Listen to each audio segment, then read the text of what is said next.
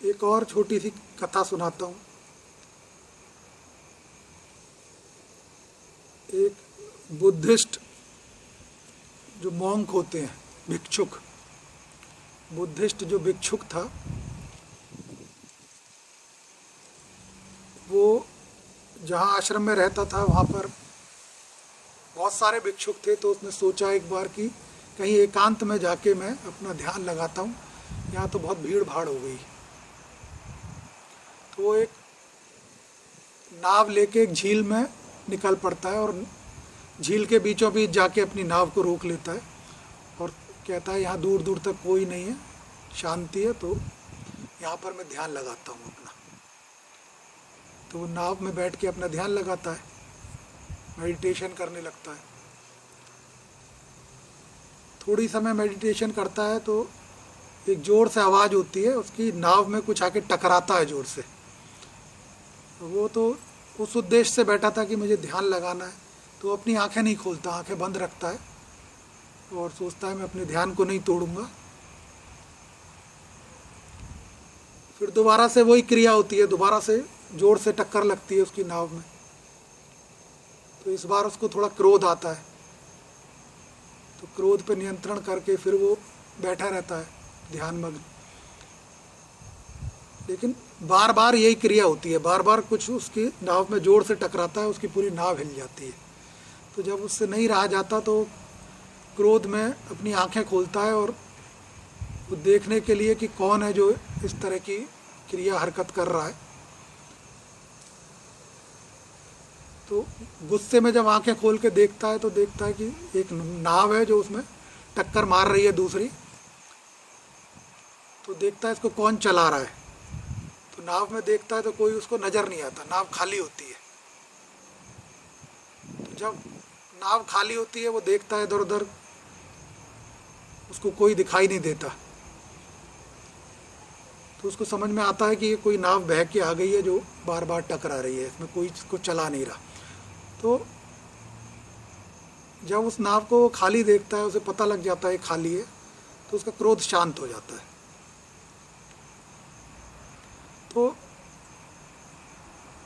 तब उसके जो है विचारों में एक बात आती है कि क्रोध का कारण जो है ये नाव नहीं है, क्रोध का कारण जो है, क्रोध मेरे भीतर है और वही उसका कारण है। बाहर का कोई कारण मुझे क्रोध नहीं दिला रहा, मेरे भीतर क्रोध है। जब तक भीतर का क्रोध मेरा समाप्त नहीं होगा, बाहर क्या कोई भी कारण उसको जागृत कर सकता है। कि अगर कोई मनुष्य उस नाव को नहीं चला रहा तो मुझे क्रोध नहीं आ रहा, क्रिया तो वही हो रही है, वो नाव भी मुझसे टकरा रही है, वैसे ही मैं हिल रहा हूँ, वैसे ही मेरा ध्यान भंग हो रहा है। लेकिन जब मुझे पता चलता है कि इसको कोई व्यक्ति नहीं चला रहा, ये स्वयं चल रही है, तो मुझे क्रोध नहीं आता, क्योंकि क्रोध किस पे करूँ। तो मेरी प्रतिक्रिया जो है वो एक ही घटना के प्रति अलग हो गई। मेरा क्रोध मुझे जो है मेरा शांत रहा जब वो जीव या व्यक्ति, सजीव व्यक्ति वहाँ पर नहीं है, वो तो निर्जीव है नाव।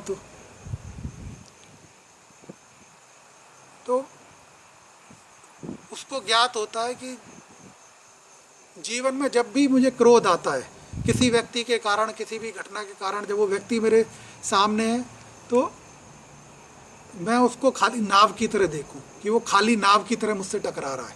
अगर मैं उसको व्यक्ति के रूप में नहीं देखूंगा, खाली नाव की तरह देखूंगा किसी भी उसको, तो मुझे क्रोध नहीं आएगा।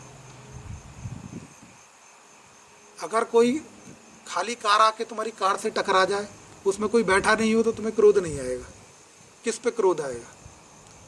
और उसी में कोई बैठा है तो मैं बहुत क्रोध आएगा। घटना तो एक ही हुई, एक ही क्रिया हुई, एक सा नुकसान हुआ, लेकिन मेरी स्थिति बदल गई। मेरी स्थिति जो है मन की, क्रोध की, वो बदल गई। तो ये क्या चीज़ का उदाहरण दे रहा है? जागृति का और अवेयरनेस का। मेरे अंदर अगर जागृति आ गई तो मैंने अपने क्रोध के कारण को पकड़ लिया कि मेरा क्रोध जो है वो किसी और के प्रति नहीं है, वो तो मेरा ही दोष है, मेरी कमजोरी है, मेरी वीकनेस है, और उसका कोई लाभ मुझे नहीं होता। क्रोध करने के बाद भी लाभ मुझे नहीं होता, उसकी हानि मुझे हो जाती है। तो ऐसे मेरे पास बहुत सारे दोष और कमियां या दुर्गुण हैं जो मुझे जीवन भर हानि करते रहते हैं, और मेरा उन पर कोई नियंत्रण नहीं है। नियंत्रण इसलिए नहीं है क्योंकि मुझे उनके गर्भ में जो सत्य है उसकी वो ज्ञात नहीं है। जब मुझे वो सत्य ज्ञात हो जाता है तो वो जो कमियां हैं वो अपने आप शांत हो जाती हैं, क्योंकि अब मुझे कारण नजर नहीं आता किस पे क्रोध करूं। मैं तो खाली नाव की तरह देख रहा हूं, व्यक्ति को भी खाली नाव की तरह देख रहा हूं, और जो भी मुझे क्रोध दिला रहा है उसको मैं खाली नाव की तरह देख रहा हूं। वो टकरा रहा है, क्रिया हो रही है, लेकिन क्रोध करने के लिए मेरे पास कोई कारण नहीं रहा। तो मैंने एक कमजोरी से मुक्ति पा ली। कैसे वो पाई? कि जागृति के द्वारा मुझे जागृति हो गई। तो मेडिटेशन तो झील में जाके नहीं हुआ, क्रोध आया, लेकिन एक रहस्य पता लग गया कि उसका सोर्स क्या है, जहां से वो उत्पन्न हो रहा है। तो कारण एक रहते हुए भी अब मैं जागृति के कारण उससे मुक्त हो गया।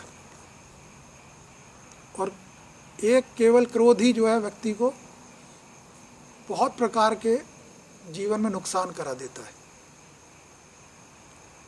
बहुत प्रकार के। तो ये सारे जो उसके सोर्स हैं कमियों के, मुझे ढूंढने हैं अध्यात्म में। एकदम कम नहीं होते, तो धीरे धीरे कम करने हैं, और धीरे धीरे जो है उनकी तीव्रता जो है मेरे भीतर वो कम हो जाती है। जब मुझे पता लग जाता है कि इसका कोई लाभ मेरे जीवन में नहीं है, केवल और केवल नुकसान है, और स्थितियां एक सुधारेंगी नहीं। स्थितियां मेरे शरीर के भीतर बिगड़ेंगी और बाहर शरीर के जहां पर भी मैं हूं, जिन लोगों के बीच हूं, वहां भी स्थितियां बिगड़ेंगी। क्रोध खाली एक कमी बताई, ऐसी अनेकों कमियां मनुष्य के भीतर है। तो उन सब की तीव्रता, इंटेंसिटी जो है धीरे धीरे कम होने लगती है मेरे भीतर। और कैसे कम हो रही है? जागृति से कम हो रही है।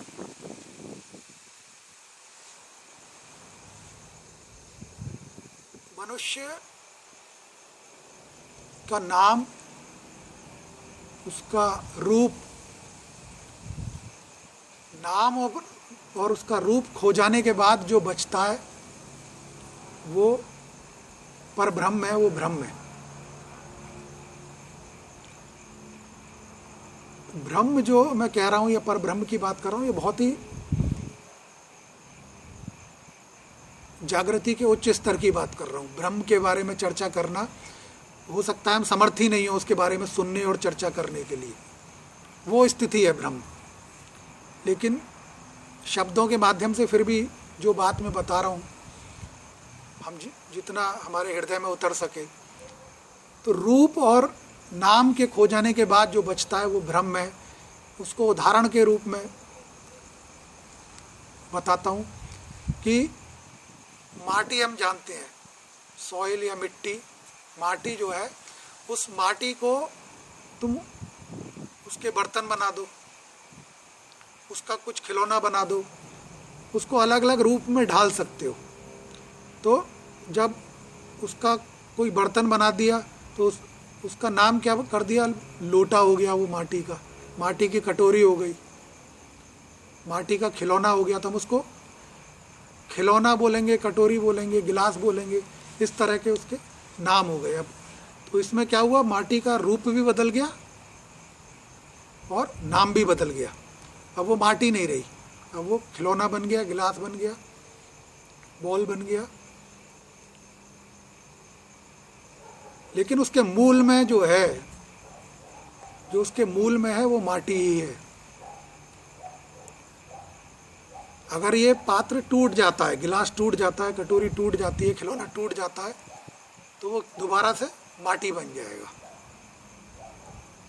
तो वो कुछ भी बन जाए, माटी से का कोई भी रूप बन जाए, उसका कोई भी नाम दे दिया जाए, लेकिन जब उसका अस्तित्व समाप्त हो जाएगा तो वो माटी रह जाएगा।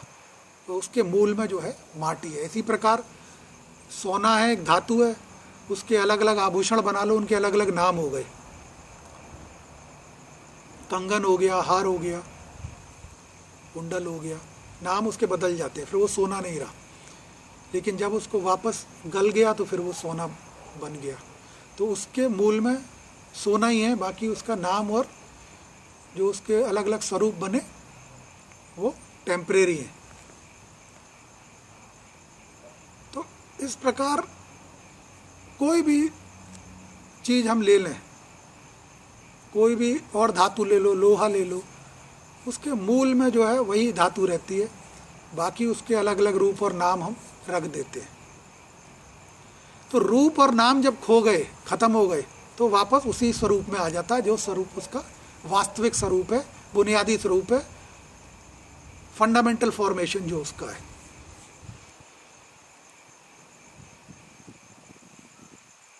जैसे एक मधुमक्खी अलग अलग फूलों से रस को चूसती है, फूलों का, और अपने छत्ते में उसको जमा करती रहती है। तो जब वो शहद बन जाता है, अब उसको ये पता लगाने का प्रयास करो कि कौन से फूल की बूंद इसमें कौन सी है, तो वो पता नहीं लगा सकते, वो सब मिलके एक हो गया। इसी प्रकार जो समुंदर है हमारा, इसमें पूरी दुनिया से हजारों नदियाँ आके मिल रही होंगी, और उन सब नदियों के अलग अलग नाम हैं। लेकिन जब वो नदियाँ एक बार समुद्र में आके मिल जाती हैं, तो अब उसके जल को जब हम लेते हैं तो हमें पता रहता है कि ये कौन सी नदी का जल है, क्या नाम है इसका जल का, कुछ पता नहीं। एक बार समुद्र में मिलने के बाद पूरे संसार के देशों में जो भी नदी होंगी, हमारे यहाँ पर देश में जो भी नदियाँ होंगी, उनका नाम है, हम जानते हैं, वो सब समाप्त हो जाता है, वो केवल और केवल समुद्र रह जाता है। अब पता नहीं कर सकते कौन सी नदी का जल कौन सा है, कहाँ है, सब विलीन हो गया, समाप्त हो गया। तो हम कहते हैं कि सागर के अंदर जो है सारी बूंदें समाई हुई हैं। सारी बूंदें मतलब सारा जल वो सागर में समाया हुआ है, लेकिन इसी का उल्टा कर दो तो हर बूंद में सागर समाया हुआ है। हर बूंद में सागर समाया हुआ है। जब नदी ने अपना अस्तित्व खो दिया, अर्थात अपना नाम खो दिया, अपना रूप खो दिया, नदी का एक रूप होता है ना, जोग्राफिकल पोजीशन है, चौड़ी कितनी है, कैसी है, उसका स्वरूप भी खत्म हो गया, उसका नाम भी खत्म हो गया, तो वो सागर बन गई। तो जो मैं कह रहा था कि नाम और रूप को खो जाने के बाद जो बचता है वही ब्रह्म है। तो मनुष्य के अंदर हम कहते हैं परमात्मा का अंश है, लेकिन उसके बाद भी हम सबके अलग अलग नाम है, हमारा अलग अलग रूप है, हम पहचाने जा सकते हैं। समुंदर के अंदर नदी का जल जाने के बाद पहचाना नहीं जा सकता कि इस नदी का जल ये है, नहीं पहचाना जा सकता ना। मधुमक्खी के छत्ते में जब हर फूल का रस चला गया, उसके बाद पहचाना नहीं जा सकता कौन से फूल में कौन सा रस है, कौन से फूल का रस कौन सा है। तो उसी प्रकार मनुष्य जब अपना रूप और अपना नाम खो देगा, उसके बाद जो बच जाएगा वही ब्रह्म है। ब्रह्म का अर्थ हो गया उस समुंदर की तरह जिसके अंदर सृष्टि का हर नाम और हर रूप, वो किसी भी पदार्थ का बना है, किसी भी वस्तु का बना है, कोई भी जीव जंतु है, किसी भी प्रकार का है, उसके अलग अलग नाम है, अलग अलग रूप है, वो सब जब खो जाते हैं तो क्या रह जाता है? अकेला वो ब्रह्म रह जाता है। वही ब्रह्म है जिस ब्रह्म की प्राप्ति के लिए मनुष्य के पास अवसर है। उसको पहचानने का अवसर है, उसको जानने का अवसर है, उसको प्राप्त करने का अवसर है। क्योंकि अगर ऐसा नहीं होता, अगर मैं इस बात पे विश्वास ना करूं, इसको ना मानूं, तो मेरा जो अस्तित्व है, मेरा जो नाम है, मेरा रूप है, वो सीमित समय के लिए है, वो बचेगा नहीं, वो समाप्त हो जाएगा कभी ना कभी। तो इसी के लिए संस्कृत में एक छोटी सी पंक्ति कही गई है, तत् त्वम असि।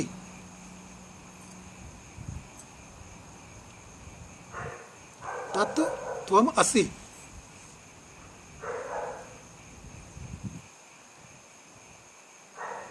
तो संसार का या सृष्टि का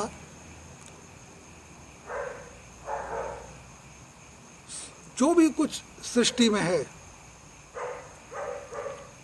सृष्टि में जो भी प्रकाश है,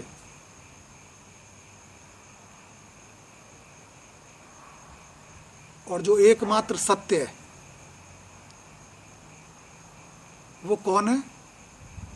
वो तुम ही हो। तत् त्वम असि, वो तुम ही हो। जिससे सृष्टि है, जिससे सृष्टि का सारा प्रकाश है, जिससे जो केवल और केवल एकमात्र सत्य है, वो तुम ही हो। तुमसे मेरा मतलब है तुम जो भी यहाँ बैठे हो, वो तुम ही हो, वो हम ही है। और वो तुम कौन है? वो वही ब्रह्म है, वही पर ब्रह्म, वही परमात्मा, वही ईश्वर है, जो सृष्टि का कारण है, जो पूरे प्रकाश का कारण है, जो केवल और केवल पूर्ण सत्य है।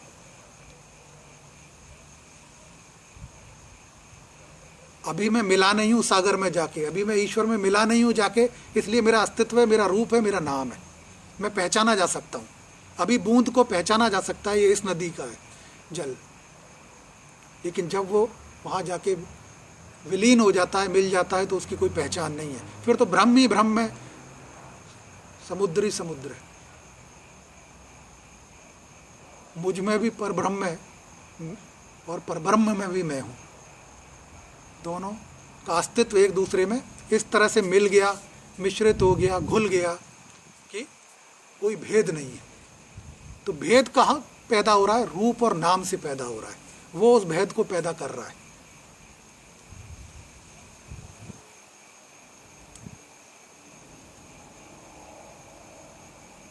तो मेरे लिए ये छोटा सा मंत्र है, तत् त्वमसि, कि वो जो है वो तुम ही हो, वो जो है वो मैं ही हूं।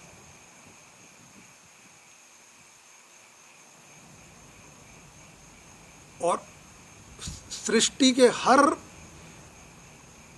जीव जंतु पदार्थ वस्तु को अपने स्वरूप और नाम को खोने के लिए ही वो पैदा हुआ है या बना है। उसको खोना ही है। मिट्टी वापस मिट्टी बन जाएगी, मिट्टी का कुछ भी बना लो, वो वापस मिट्टी बन जाएगी कभी ना कभी। हमारा जीवन क्योंकि हमें कुछ वर्षों का मिला हुआ है, तो हम उतना ही देख पाते हैं, लेकिन जीवन तो लाखों सालों से चल रहा है, हजारों सालों से चल रहा है। हमें क्या पता हमारे पीछे क्या क्या हुआ था हजारों वर्ष पहले और आगे क्या क्या होगा। तो हम केवल उतना ही, हमारी सीमाएं हैं, उतनी सीमाएं, उसके परे हमारी सीमा नहीं है, देख नहीं पाते। तो अब मैं एक और बात कहना चाहता हूं कि पहले के समय में मनुष्य जो है अध्यात्म का जब प्रयास करता था, तो जो कथाएं हमें पता है उसमें वनों में जाके, जंगलों में जाके तपस्या और साधना करने की बहुत सारी कथाएं हमें पता है कि इस प्रकार से एकांत में जाके तप और साधना करके और ईश्वर के अनुभव व्यक्ति करता था। आज का समय, आज भी ये चीज़ की जा सकती है। आज भी वन में जा सकते हो, आज भी एकांत में जा सकते हो। वन तो समाप्त नहीं हुए और मनुष्य भी समाप्त नहीं हुए, आज भी वहाँ एकांत है। लेकिन हम ऐसा नहीं करते, और अगर हम ऐसा करेंगे तो क्या हम उस स्थिति को प्राप्त कर लेंगे जो पहले जो सिद्ध पुरुष हुए हैं, जिन्होंने ये क्रिया की है कि वनों में जाके और ईश्वर का साक्षात्कार किया है, अनुभव किया? क्या हम उस स्थिति को पालेंगे अगर हम ऐसा करते हैं? तो उसका जवाब है नहीं कर पाएंगे। अगर हम ये प्रयास करेंगे तो हम उस स्थिति को प्राप्त नहीं कर पाएंगे। उसका कारण है, हर चीज़ के मूल में जब मैं जाता हूँ, जागृति मुझे मूल में लेके जाती है और बुद्धि मुझे सरफेस पे रखती है, सुपरफिशियल रखती है। बुद्धि मूल में नहीं जाती। तो उसका मूल कारण ये है कि मेरा और वनों का अब कोई संबंध नहीं रहा। मैं वनों से बहुत दूर आ गया। वन में रहने के लिए जो अनुभव चाहिए वन का, वन के जीव जंतु, फल, जड़ी बूटी, वहाँ मैं कैसे सरवाइव करूँगा, जीव जंतुओं से कैसे बचूंगा, कीड़े मकोड़े, जहरीले सांप, बिच्छू, अनेकों प्रकार की जो उसमें बाधाएं हैं, उनका मुझे अनुभव क्या है? मेरा कोई संबंध ही नहीं है। मैं तो सालों से वन में गया नहीं। इतना परिवर्तन हो गया इतने समय में कि अब मैं कुछ नहीं जानता वन के बारे में। तो अगर मैं चला भी जाता हूँ तो मैं वहाँ जीवित नहीं रह पाऊँगा। लेकिन पहले ऐसा नहीं था। पहले गांव के साथ ही वन लगा हुआ है, लोग वनों से गुजरते थे, सड़कें सब बीच में से होके कच्चे रास्ते जा रहे हैं। अभी भी अपने आज से 50 साल पीछे चले जाओगे तो जंगल जाते थे, लकड़ी काटते थे। हमें आज का बच्चा थोड़ी जा सकता है, उसको अनुभव नहीं है कि कौन सी जो है चीज़, कौन सा पेड़ किस चीज़ का है, कौन सी झाड़ी किस चीज़ की है। तो मुझे जब अनुभव नहीं होगा तो मैं वहाँ रह नहीं पाऊँगा, वहाँ सर्वाइव नहीं कर पाऊँगा। इसलिए उसके मूल में ये है कि मैं जिस चीज़ से मेरा संबंध ही समाप्त हो गया, जिसका मुझे अनुभव ही नहीं है, वहाँ पर मैं वास नहीं कर सकता, निवास नहीं कर सकता। इसलिए वो मेरे लिए संभव नहीं है। वो कथाएं सुनने के लिए मेरे लिए अच्छी हैं, बट मैं बहुत दूर आ गया हूँ उन चीज़ों से। मेरे जीवन का तरीका बदल गया, मेरे रहने का अंदाज बदल गया। तो अब मुझे उसी परिस्थिति में, उसी रूप में जो है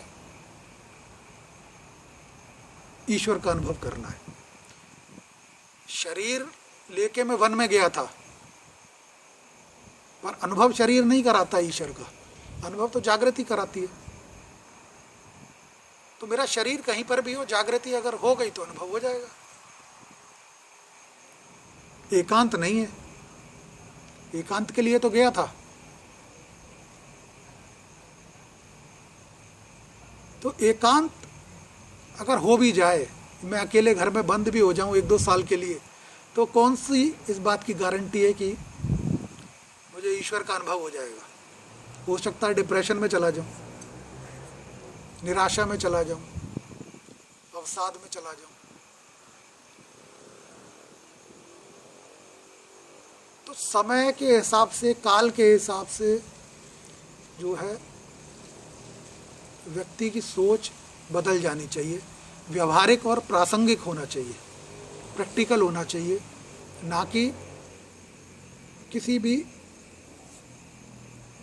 कथा या पुरानी जो पद्धति है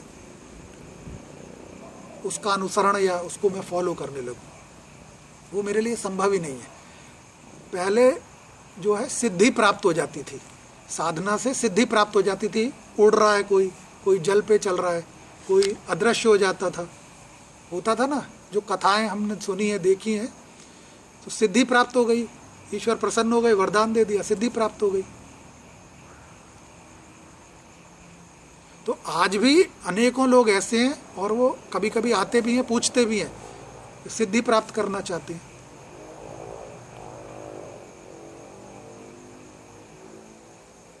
तो मेरी आशाएं नहीं बदली, समय बदल गया। जो आज व्यवहारिक नहीं है, जो आज नहीं हो सकता, वो पुराने समय में व्यवहारिक था। आज तुम्हारे पास बुद्धि से अनेकों साधन हैं,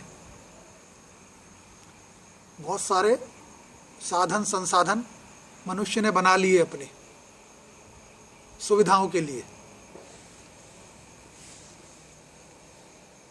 तो उससे हमारा काम चल जाता है। अगर मैं हवा में नहीं उड़ पाया तो जहाज में बैठ जाता हूँ, नदी में नहीं चल पाया तो नाव में बैठ जाता हूँ, काम तो वही हो रहा है ना। अब इतनी तपस्या करूँ, ईश्वर को प्रसन्न करूँ और नदी पे चलूँ, तो मैंने प्राप्त क्या किया? समय व्यर्थ कर दिया। 50 रुपये दे के नाव में बैठ जाता, ऐसे ही कुछ 1000 रुपये करके जहाज में उड़ लेता। तो वो समय अलग था, लेकिन जागृति उस समय भी वही थी, जागृति आज भी वही है, और जागृति किसी भी युग में वही थी, वो नहीं बदली।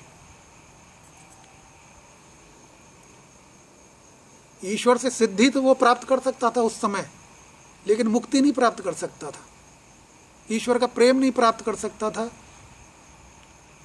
ईश्वर की भक्ति नहीं प्राप्त कर सकता था, वो भाव नहीं प्राप्त कर सकता था, जब तक जागृत नहीं होता, उस समय भी और आज भी। इसमें परिवर्तन नहीं है। बाकी बहुत सारी क्रियाएं, बहुत सारी सिद्धि, बहुत सारे लाभ जो उस समय होते थे वो आज नहीं है, क्योंकि आज युग बदल गया, आज समय बदल गया, आज हमारी आवश्यकताएं बदल गई, तो वो व्यवहारिक नहीं है। जीवन में जो भी कुछ व्यवहारिक नहीं है उसको त्याग कर दो, उसको बोझ की तरह अपने साथ अगर हम लादे रहेंगे तो जीवन दुर्गम हो जाएगा, कठिन हो जाएगा। तो हमारे जीवन में भी ऐसे बहुत सारी चीजें हैं जो व्यवहारिक नहीं होती, लेकिन हम चाहते हैं ऐसा हो जाए। तो मैं जितना जीवन को प्रैक्टिकल रखूंगा, व्यवहारिक रखूंगा, उतना मैं हल्का रहूंगा, उतना मैं प्रसन्न रहूंगा और सुखी रहूंगा।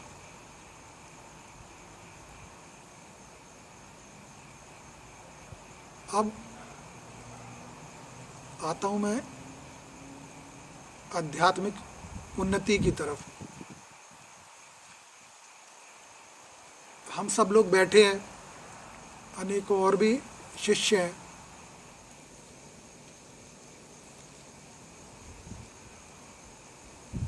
तो मैं अध्यात्म में इतना समय देता हूँ, इतने सत्संग में बैठता हूँ, प्रवचन में बैठता हूँ, साधनाएं करता हूँ। मैं मुक्त होने की बात करता हूँ, बार बार करता हूँ।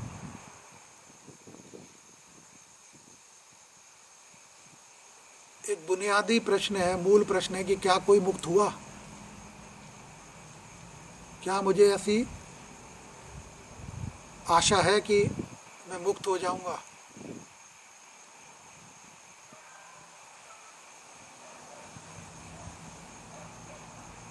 मैं क्या प्राप्त कर रहा हूं?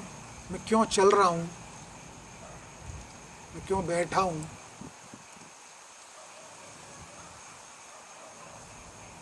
हर व्यक्ति का जो स्तर है, जो अवस्था है, जो स्टेट है, वो अलग अलग तरह से चलती है। हर शिष्य की एक अवस्था में नहीं है।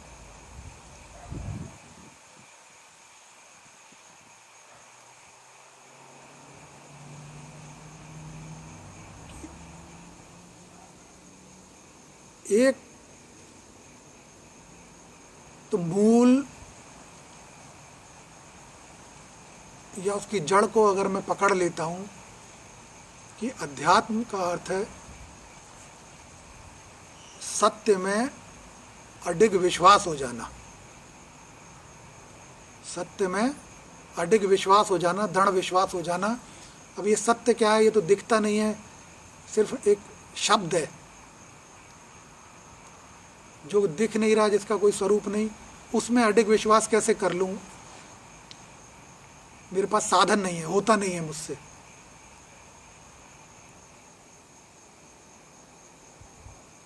सत्य है मृत्युलोक। मृत्युलोक जहाँ मैं जन्मा, ये एक सत्य है। अर्थात जो मैंने कहा कि हर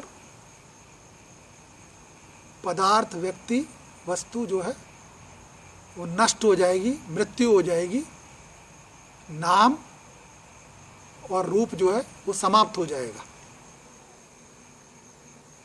तो ये एक सत्य है। और जब मुझे इस सत्य का अडिग विश्वास हो जाता है तो जो मूल सत्य है वो है कि इससे मैं मुक्त होके और वास्तविक सत्य जो है, जो ब्रह्म स्वरूप है, परमात्मा स्वरूप है, उसको सत्य मान लूँ कि वो है, उसकी प्रेजेंस है। वो मुझे दिखता नहीं, उसका मुझे अनुभव नहीं है, वो मेरे इंद्रियों, मेरी सेंसेस से मुझे उसका कुछ पता नहीं चलता, लेकिन फिर भी एक आंतरिक मेरा विश्वास उसमें जम गया। वो इसलिए जम गया क्योंकि बाकी सब तो असत्य हो गया, नष्ट होने वाला हो गया। तो मैं किस में विश्वास रखूं?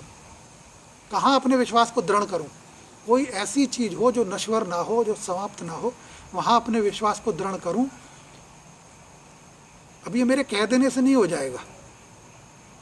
मैं किसी को भी ये बात कहूँगा तो नहीं होगा, और अगर नहीं होगा तो मैं माया से छूटूंगा नहीं। मैं कितना भी चालूँ, मुझे उसी में सत्य नजर आएगा, क्योंकि वो मैं अनुभव कर सकता हूँ अपने शरीर से, इंद्रियों से, मस्तिष्क से, उसका मैं अनुभव कर सकता हूँ, उसको मैं भोग सकता हूँ। इसलिए मेरा विश्वास अपने आप उधर चला जाएगा। मैं कितना भी लाख चाहूँ, माया भी मेरे अंदर है, सत्य भी मेरे अंदर है, दोनों मुझसे बाहर नहीं है। तो किसी न किसी एक के द्वारा तो मुझे चलाया जाएगा। तो उस सत्य में विश्वास को जमाने का, बढ़ाने का साधन है गुरु की प्रेरणा। गुरु अपने शब्दों से, अलग अलग कथाओं से,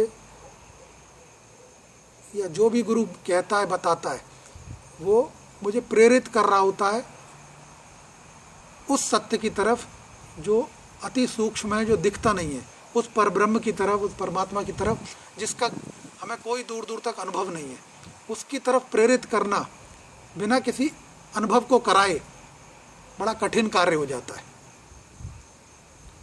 और मेरे विश्वास को उसमें दृढ़ करने का यही एक माध्यम है, अभ्यास कराते रहना, निरंतर अभ्यास कराते रहना और निरंतर प्रेरित करते रहना। और गुरु के अलावा और अतिरिक्त कोई इस चीज को कराएगा नहीं।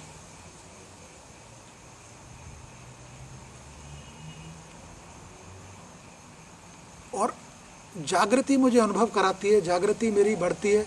जो भी मुझे बताया जाता है, कहा जाता है, उससे मेरी जागृति बढ़ती है, चाहे थोड़ी देर के लिए बढ़े, टेम्परेरी हो। मैं माया से ग्रसित हो जाऊंगा, दोबारा संसार से ग्रसित हो जाऊंगा, दोबारा उसी तरफ वो चलने लगूंगा, लेकिन धीरे धीरे, बहुत धीरे धीरे जो है, मैं कहीं ना कहीं एक बिंदु पे जाके ये विश्वास मेरा हो जाता है कि सत्य तो ईश्वरी है, लेकिन मेरे वश में नहीं है कि मैं माया से छूट सकूं। मैं छूट नहीं पा रहा। वो मेरा जो चिंतन है, मेरे जो विचार हैं, वो उधर ही भागते हैं, उन्हीं कार्यों में भागते हैं। मेरे जो दोष हैं उसी तरफ सब कुछ जाते हैं। मैं जानता हूँ कि सत्य ये है, ये तो मैं मान लिया, मेरा विश्वास जम गया, लेकिन मैं उस तरफ चल नहीं पा रहा। मैं चल असत्य की तरफ रहा हूँ, उन दोषों से मुक्त नहीं हो पा रहा। तो एक स्थिति में पहुँच गया, मैं एक स्थिति में उसमें पहुँच गया कि कम से कम मेरा विश्वास ये हो गया कि सत्य ईश्वरीय है, उसका सूक्ष्म स्वरूप है। इसमें मैं बदलूंगा नहीं, अपने अंतिम क्षण तक नहीं बदलूंगा कि नहीं शायद ईश्वर नहीं था, मैं ऐसे ही भटक गया था, गलत मानने लगा था। वो नहीं होगा। मैंने मान लिया, एक बार धारण कर लिया कि ईश्वर ही सत्य है, पर ब्रह्म ही सत्य है। अब मैं उस तक पहुंच पाऊंगा, कुछ कर पाऊंगा, या उसी सामान्य दोषों में, अवगुणों में रह जाऊंगा, वो अलग चीज़ है। लेकिन जब मैंने प्राण छोड़े जीवन में, तो उसी सत्य में छोड़े कि ईश्वर है। ये मैं इस बात में दृढ़ था, इस बात को मैंने नहीं छोड़ा जीवन भर। और मैं असत्य में जिया, असत्य का कर्म करे, सब कुछ असत्य करा, क्योंकि मुझसे हो नहीं पाया। माया से मैं पार नहीं पाया, संसार से पार नहीं पाया, लेकिन मेरा विश्वास ईश्वर में दृढ़ रहा कि ईश्वर है। अनेकों करोड़ों लोग ऐसे हैं जो उस विश्वास को ही नहीं रखते कि ईश्वर है, ईश्वर की कोई प्रेजेंस है या सत्य कुछ और है जीवन का। अभी तो वो उस स्थिति में ही नहीं पहुंचते। तो मेरी स्थिति उनसे बहुत अलग इसलिए हो गई कि मेरा विश्वास ईश्वर में था, कर्म मेरे संसार में रहे। तो जब मैं प्राण मेरे छूटे, शरीर मेरा छूटा, तो मेरा विश्वास ईश्वर में था, संसार में नहीं था। कर्म कर रहा था, मैं विवश था, मेरी शक्ति में नहीं था कि मैं अपने विचारों इंद्रियों को रोक सकूं, मुझे करने पड़ रहे थे। नहीं, मैं छूट पा रहा था, लाख चाहता था, नहीं छूट पा रहा था, क्योंकि माया की शक्ति ऐसी है, संसार की शक्ति ऐसी है, ईश्वर की रचना है, ईश्वर की शक्ति है, नहीं छूट पाता मैं। लेकिन मैंने जीवन भर इस बात को नहीं छोड़ा कि ईश्वर ही सत्य है, और इसी के साथ मेरे प्राण चले गए। तो मैं सत्य में मेरे प्राण छूटे। मेरे प्राण जो अर्पित हुए वो सत्य को अर्पित हुए, असत्य को अर्पित नहीं हुए। और अगर ऐसा नहीं होता, मेरे कर्म भी असत्य के साथ रहते और मेरा विश्वास भी असत्य में रहता कि यही जीवन सत्य है, यही सब कुछ है, तो मैं असत्य को ही अर्पित हो जाता। फिर मेरी गति जो है वो बदल जाती।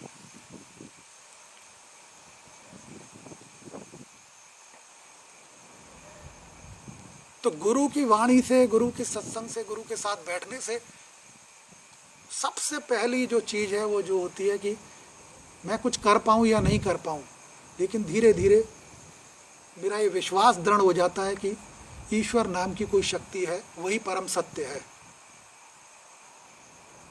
मैं प्राप्त करूँगा या नहीं, मेरा कोई अनुभव होगा या नहीं, वो बिल्कुल अलग चीज़ है, वो मेरी जागृति के माध्यम से होगा।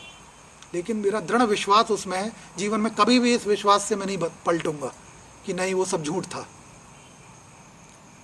मैं हो सकता है अध्यात्म भी छोड़ दूं, सब कुछ छोड़ के चले जाऊं, लेकिन तब भी ये नहीं कहूंगा कि ईश्वर नहीं था या अध्यात्म गलत था, जागृति कुछ नहीं होती।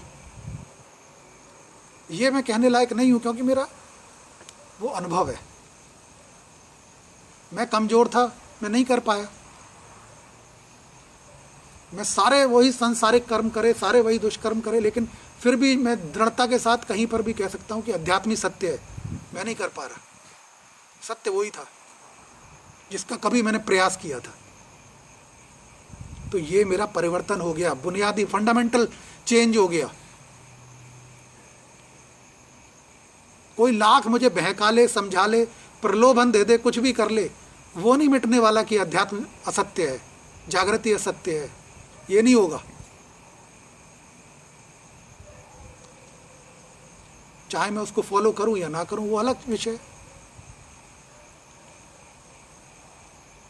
तो ऐसे मूल परिवर्तन मेरे भीतर अध्यात्म में गुरु के साथ संगत करके बैठ के वो हो जाते हैं, और वो हो जाते हैं तो फिर हो जाते हैं।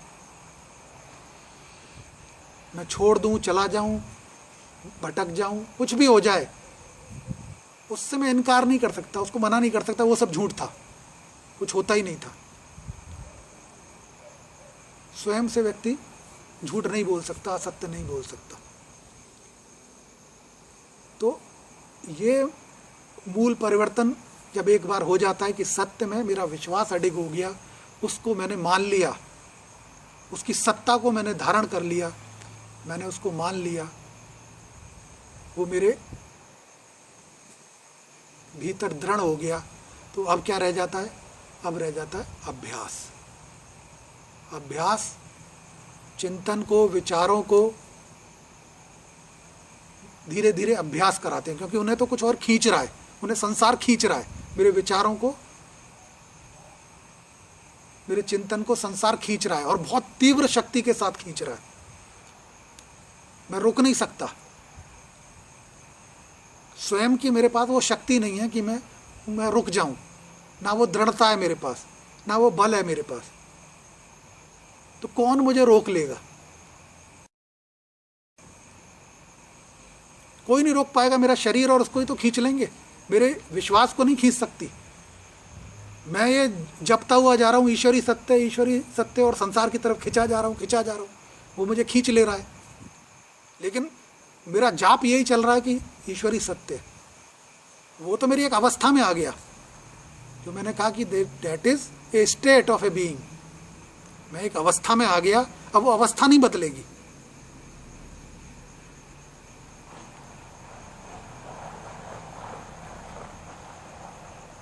तो एक अवस्था को मैंने दृढ़ कर दिया। अब मैं निरंतर अभ्यास दे रहा हूं अपने विचारों को, अपने चिंतनों को। दोष जो है, जो कमजोरियां हैं, वो समाप्त नहीं होंगी, उनकी तीव्रता कम हो जाएगी, इंटेंसिटी कम हो जाएगी। तीव्रता कम होते होते और आयु के साथ इंद्रियां कमजोर हो जाती हैं। रुचि, अट्रैक्शन, आकर्षण बदलने लगते हैं, कमजोर होने लगते हैं। तो एक तो स्वतः हो रहा है, प्राकृतिक रूप से मेरी इंद्रियां कमजोर हो रही हैं। इंद्रियों के द्वारा ही संसार की तरफ व्यक्ति खिंचता चला जाता है, वो कमजोर हो रही हैं। और दूसरा, मेरी जागृति की वजह से जो है उनकी तीव्रता या इंटेंसिटी जो है वो कम होती चली जा रही है। तो मैं दो तरफा या डबल जो है मुझे एक समर्थन या सहयोग मिल रहा है, दो तरफा सहयोग। तो मनुष्य की जब इंद्रियां कम होने लगती हैं, आंखों से कम दिखता है, कानों से सुन नहीं पाता,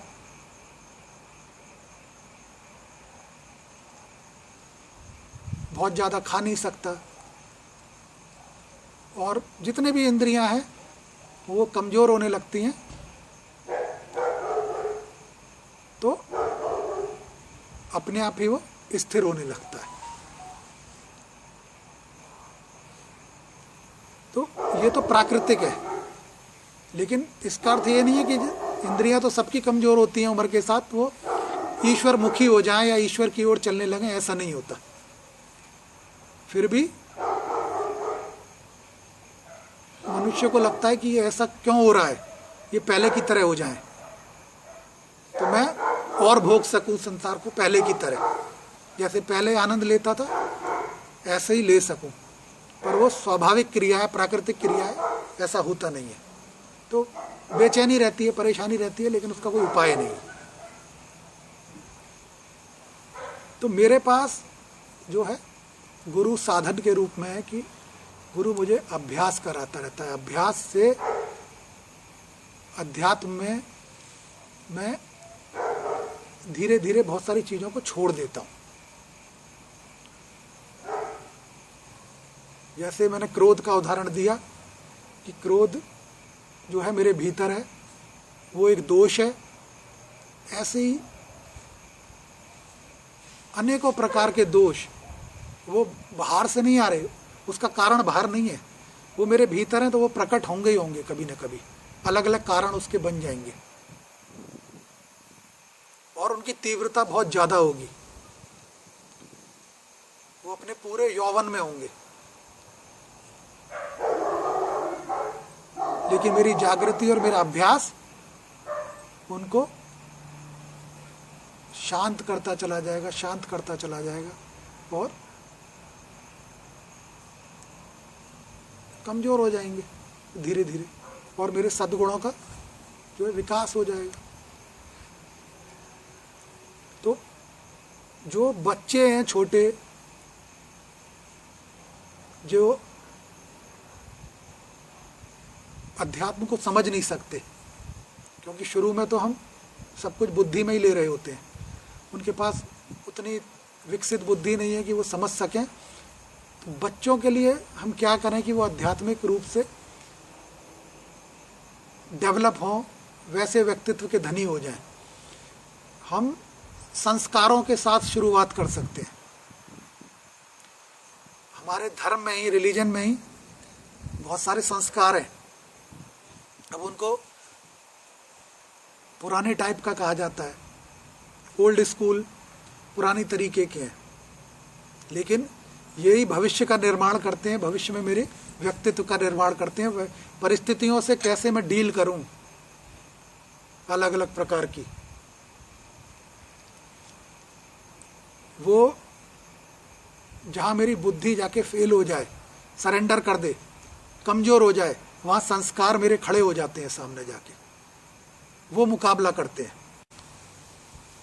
तो जो बच्चे अध्यात्म को जानने के लिए बहुत छोटे हैं, उनके साथ हम संस्कार से शुरुआत करें। और ऐसा नहीं है क्योंकि बच्चा हो या बड़ा हो, जो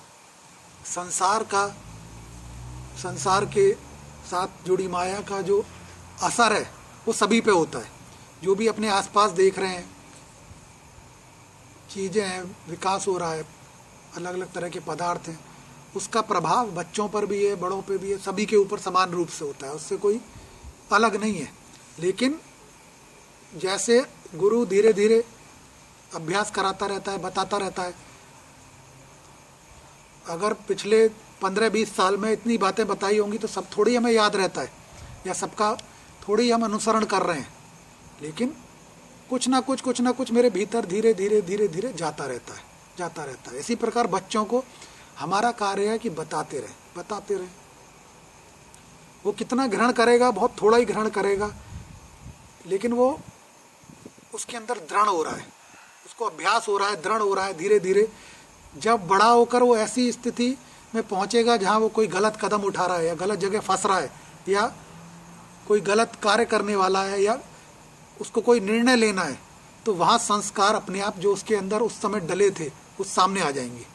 वो उसको रोक देंगे कि इससे आगे नहीं जाना। संस्कार मुझे जकड़ लेते हैं, करने नहीं देते उस चीज़ को, क्योंकि माता पिता उसके पीछे नहीं जा रहे, वो कहाँ किस जगह क्या हो रहा है, या कोई निर्णय लेना है क्या सही है गलत। तो संस्कार मेरे निर्णय में सहयोग करते हैं। अगर मेरे साथ संस्कार नहीं है तो मेरे पास कुछ नहीं है, फिर मैं कुछ भी कर जाऊंगा, अधोगति में नीचे की तरफ चला जाऊंगा। और यही जो संस्कार है, values, they turn into virtues when you become spiritual. जब मैं आध्यात्मिक हो जाता हूं तो वो मेरे सद्गुण बन जाते हैं। यही तो मुझे चाहिए, सद्गुणों का ही तो सारा खेल है। अगर मेरे पास संस्कार हैं तो संस्कार ही बदलेंगे सद्गुण में। अगर संस्कार नहीं है तो पहले तो संस्कारी होना पड़ेगा।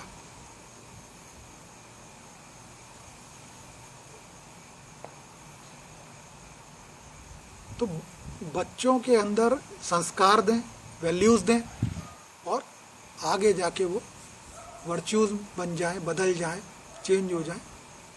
ये रास्ता है। बताते रहे, माता पिता हैं, दादा दादी हैं, कोई भी बड़ा है, वो उनको अच्छी चीज़ें रामायण से जुड़ी, महाभारत से जुड़ी, या किसी और कथा में जो भी ऐसी चीज़ें हैं जो दुर्गुणों का विकास ना होने दें, ऐसी बताते रहें। वो चीज़ होगी, उनके साथ विकास होगा, क्योंकि एक तरफ आप उनको सद्गुण दे रहे हो, उनको संस्कार दे रहे हो, दूसरी तरफ उनको बिगाड़ने के लिए सारे साधन मौजूद हैं संसार में।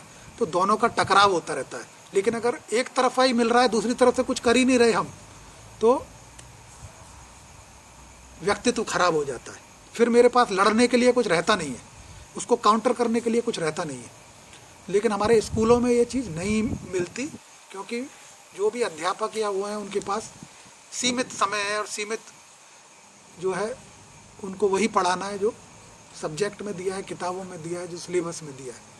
तो बिना वैल्यूज़ के जब कोई भी विद्यार्थी, बच्चा बड़ा हो रहा है, तो वो जीवन से संघर्ष करना उसका बड़ा मुश्किल हो जाता है। Without values it's very difficult to struggle with life. मेरे पास साधन संसाधन नहीं है और मैं बहुत कमज़ोर हो जाता हूँ। Therefore there are lot of cases of depression, anxiety, fear, and everything is present because there is no values and virtues present. वो है ही नहीं मेरे पास। यही तो काउंटर करेंगे, यही तो बैलेंस करेंगे। तो ये सब ओल्ड प्रैक्टिसेस हैं, ओल्ड स्कूल थॉट्स हैं, पुरानी हैं, लेकिन ये ही जीवन को संभालते हैं, बैलेंस करते हैं। नहीं तो मनुष्य जो है टूटने लगता है, बहुत कमज़ोर पड़ जाता है। उसके पास कोई साधन ही नहीं है, किसी ने सिखाया ही नहीं, किसी ने बताया ही नहीं।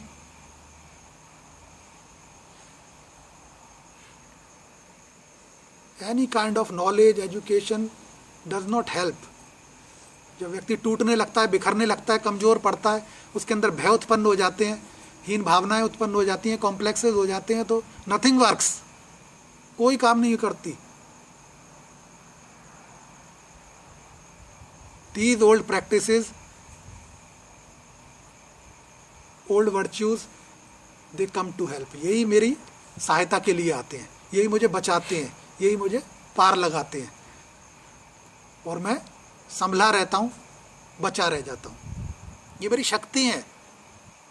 अध्यात्म ईश्वर की प्राप्ति, जो मैंने कहा, जो मैंने धारण कर लिया कि सत्य ईश्वर ही है, लेकिन उसकी प्राप्ति तो बहुत बाद में होगी। उससे पहले तो मुझे उस मंथन में बहुत कुछ प्राप्त होगा।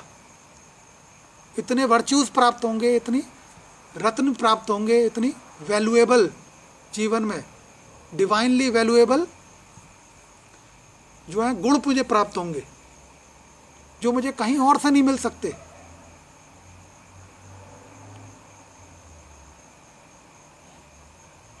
मेरे व्यक्तित्व का निर्माण, एक दिव्य निर्माण, दिव्य व्यक्तित्व का निर्माण अध्यात्म करता है।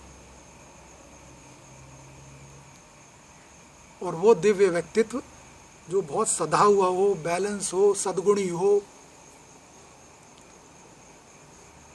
जो ईश्वर को सत्य मानता है और असत्य को जीता है, सत्य को मानता है, असत्य को जीता है,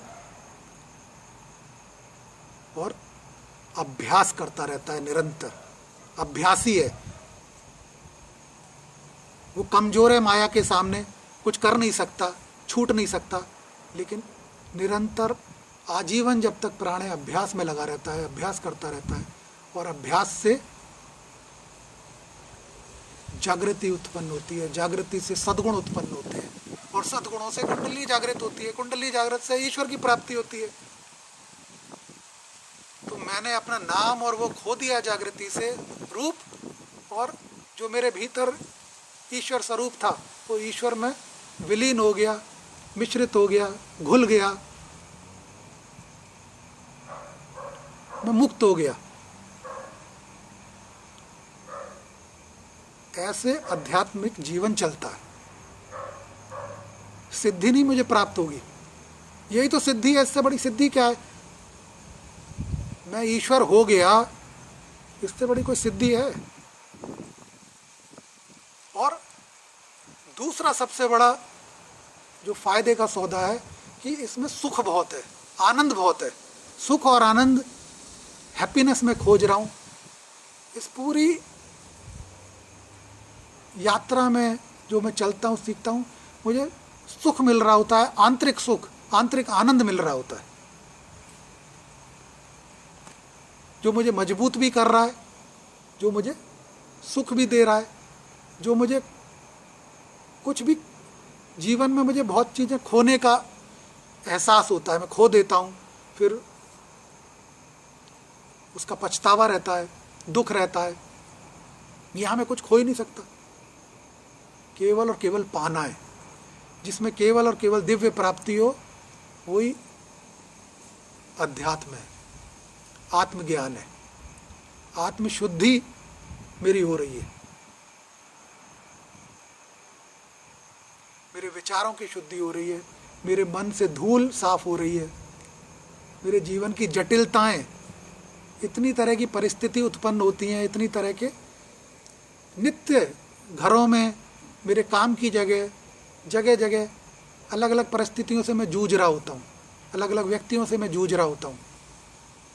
वो परेशान रहता है व्यक्ति, थका मारा शाम को घर आता है एग्जॉस्टेड, क्योंकि वो केवल और केवल संघर्ष कर रहा है। उसको पता नहीं है कि ये संघर्ष मेरा शांत कैसे होगा, उसको वो कला नहीं पता।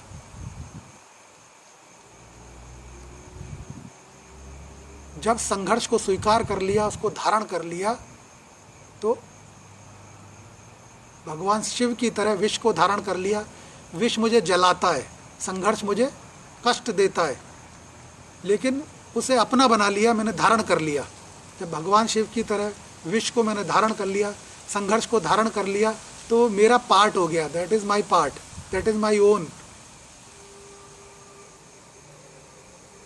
तो अब वो संघर्ष अपना काम कर रहा है, विष अपना काम कर रहा है, विष का काम है जलाना, वो जलाएगा ही। लेकिन मैं रोज अपना पूरे अस्तित्व को छोड़ के केवल और केवल उस विष में लगा रहा हूं, उसी को सोचता रहूं, तो ईश्वर मुझे मेरा संदेश दे रहा है कि विष को धारण कर ले और समाधिष्ट रहे, एकनिष्ठ रहे, सत्य में स्थापित रहे, जैसे भगवान शिव स्थापित रहते हैं। ईश्वर के गुण ही तो मुझे अपनाने हैं, अन्यथा ईश्वर से कुछ और प्राप्त नहीं होगा। इतने सालों से मैं ईश्वर की पूजा कर रहा हूं अलग अलग प्रकार से, मुझे प्राप्ति कुछ नहीं होगी, ईश्वर के गुणों की प्राप्ति होगी अगर मैं करना चाहूंगा तब। अगर मुझे पता ही नहीं होगा प्राप्त क्या करना है तो मैं अनर्गल कुछ भी मांगता रहूंगा। बाकी सांसारिक सब कुछ तो तुम अपने खुद के प्रयासों से प्राप्त कर सकते हो। अगर मैं जागृत हो गया, मेरी क्षमताएं बढ़ जाएंगी, मेरा पोटेंशियल बढ़ जाएगा, मेरा सामर्थ्य बढ़ जाएगा। और संसार में सब कुछ सामर्थ्य और पुरुषार्थ से हो रहा है। अगर मेरा पुरुषार्थ करता हूँ, मेहनत कर सकता हूँ और सामर्थ्य मेरा बढ़ता चला जाए तो मैं संसार में कुछ भी प्राप्त कर सकता हूँ। अब वो मेरी जागृति पर निर्भर है कि मैं क्या सोचता हूँ, क्या प्राप्त करने लायक है, क्या प्राप्त करने लायक नहीं है। वो व्यक्ति की जागृति के अनुसार उसकी स्वभाव और आकांक्षा होगी।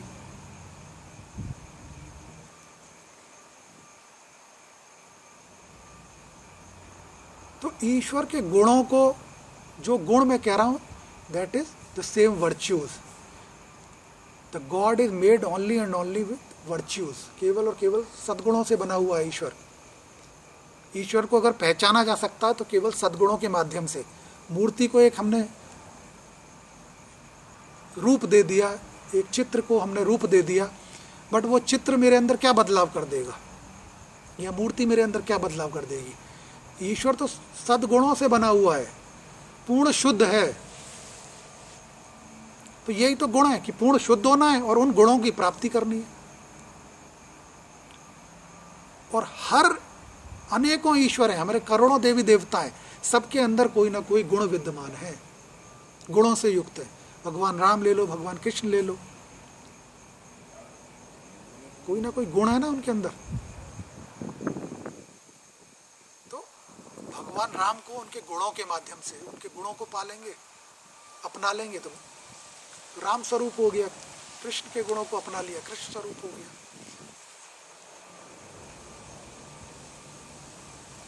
और गुणों से मैं जागृत होता हूं, जागृत होकर ईश्वर हो जाऊंगा। नाम और रूप को खो दूंगा तो क्या रह जाएगा? भ्रम रह जाएगा।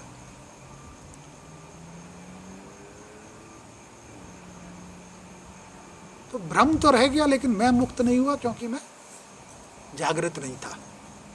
इसलिए मैं आवागमन मेरा होता रहा, बार बार आवागमन होता रहा।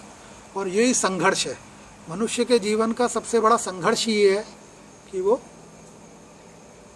आवागमन उसका निरंतर होता रहता है।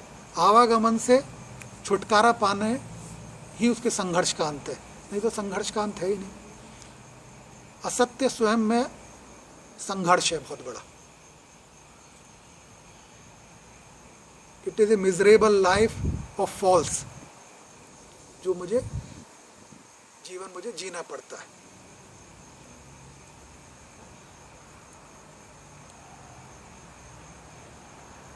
तो ये दोनों चीजें कॉन्ट्राडिक्टरी हैं, विरोधाभासी हैं कि मैं क्या चाहता हूं और क्या मैं पाता हूं। सुख की प्राप्ति चाहता हूं और संघर्ष और मिजरीज मुझे मिलती है। ये कॉन्ट्राडिक्टरी जीवन चलता है। मेरे चाहने से कुछ नहीं होगा। सुख एक अनुभव की तरह है, जो परमानेंट है, वो एक अनुभव है उस शुद्धता का, उस ईश्वर का,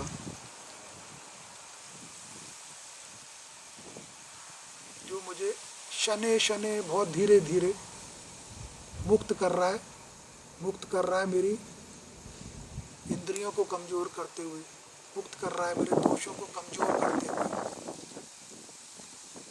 एकदम नहीं हो रहा, उसमें समय लग रहा है, अपने समय से वो चीज़ें हो रही हैं। और वो भी तब हो रही हैं जब मैं निरंतर जागृत हो रहा हूँ। अगर मैं जागृत नहीं होऊंगा तो कितना भी मैं बुद्धि से प्रयास कर लूँ और कितना भी मैं हठयोग कर लूँ कि ये नहीं करूँगा, इसको छोड़ दूँगा, त्याग कर दूँगा, ऐसा करूँगा, वो ज़्यादा दिन चलेगा ही नहीं। बिना जागृति के कोई भी संकल्प नहीं चल सकता। पूरे जीवन नष्ट होने वाले संकल्प है सारे। तो हर साल मैं रेजोल्यूशन लेता हूँ, संकल्प करता हूँ नए साल में। बहुत से लोग करते हैं कि ये नहीं करूँगा, ऐसा करूँगा, फिर वो ख़त्म हो जाते हैं कुछ महीने कुछ दिनों में। कि बिना जागृति के कोई संकल्प चलता नहीं है। और जागृति स्वयं में एक संकल्प है, वो दृढ़ होता चला जाता है संकल्प मेरा।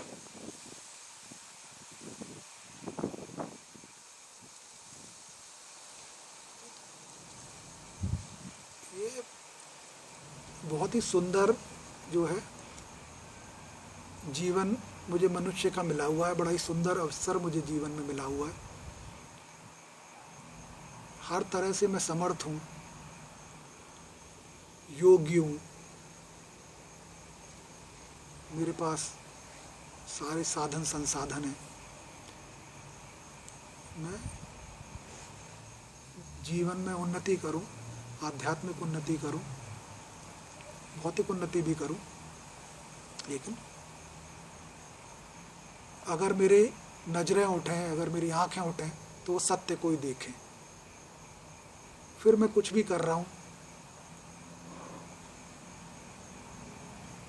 वो एक एक्टर की तरह कर रहा हूं, एक नाटक की तरह कर रहा हूं, एक लीला की तरह कर रहा हूं जो ईश्वर ने रच दी, मुझे उसका भागीदार बना दिया, मैं भी उसका भाग हूं। उनके साथ हम हमारे बैठने का, बात करने का, अलग अलग तरीके से वही बात बार बार बताना अभ्यास कराया जा रहा है। अभ्यास कराया जा रहा है क्योंकि सारी शक्ति असत्य की, सत्य की, सभी ईश्वर की है और वो समान रूप से बलशाली है। मेरे छूटने का कोई माध्यम नहीं है, समर्पण ही मेरे छूटने का माध्यम है। मैं समर्पित रहूं, सत्य को समर्पित रहूं,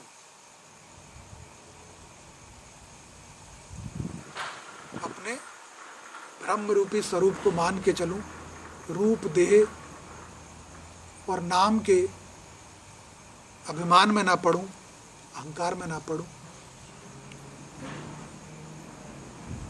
जितना भी मैं जाऊंगा उन्नति के साथ जाऊंगा जीवन में। फिर प्रयास करेंगे, फिर समय, क्योंकि मैं सत्य में प्राण छोड़ के गया तो असत्य को प्राप्त नहीं करूंगा। मनुष्य शरीर में सत्य को प्राप्त करके दोबारा से उसी यात्रा में लौट आऊंगा, वहाँ से अपनी उन्नति दोबारा शुरू करूंगा। और कभी ना कभी ईश्वर की कृपा से जो है मेरे जीवन में वो क्षण आएगा कि मैं अपना परब्रह्म को प्राप्त हो जाऊं और संघर्ष मेरे जीवन का समाप्त हो जाए हर प्रकार का। तो आनंद से रहो, मस्ती से रहो, कार्य करते रहो स्वयं पे। हम सब गलतियां करते रहेंगे, हम सब जो है बहुत सारी भावनाओं में, इमोशंस में, बहुत सारे दोषों में, लेकिन जब भी उस तरीके का वो हो जाए तो मैं चिंतन कर लूँ, कॉन्टेम्पलेट कर लूँ और उसकी तीव्रता को कम करने का प्रयास करूँ कि ऐसा मेरे साथ क्यों हो रहा है। तो तुम्हारे पास विवेक दिया है ईश्वर ने, जो है अपने विवेक का प्रयोग करो, विवेक को जागृत रखो और जो है उससे सही निर्णय ले पाओगे, जीवन में सही रास्ते पे चलोगे। और विवेक जो है मेरी सारी कमियों को, सारी दोषों को, वो विवेक के सामने खड़े ही नहीं हो सकते, उसके सामने टिक ही नहीं सकते। तो उसका प्रकाश इतना ज़्यादा है कि वो सब चुंधिया जाते हैं, वो अपना कार्य नहीं कर पाएंगे। तो जब तक मेरा विवेक सामने खड़ा रहेगा कोई भी दोष मेरा सामने नहीं आएगा, और जैसे ही विवेक हटा, बुद्धि आई, सारे दोष जो है ऊपर आ जाएंगे।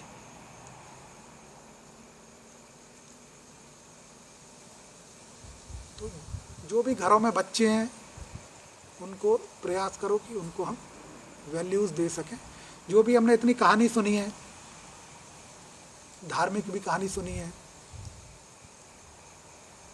रामायण महाभारत गीता ये सब तो है ही, और भी अन्य प्रकार की जो भी हम जो है समय समय पर बताते रहें, चलते फिरते काम करते हुए, तो वो अपने आप जो है बैठती चली जाती है, मानस में चिंतन में बच्चे के बैठती चली जाती है। तो वो जो है बाद में उसकी शक्ति बन जाती है और काम आती है जीवन भर, और बाद में अध्यात्म का सहारा मिल जाए तो फिर वही वर्च्यू बन जाते हैं जो मैंने कहा। तो ऐसे अपना जो है जीवन को जियो, आनंद में रहो। मेरे पास खो के जाने के लिए तो कुछ है नहीं, नाम और रूप तो खोऊंगा ही, इसका कोई साधन नहीं है कि रोक सकूं, और ये खो जाएगा तो फिर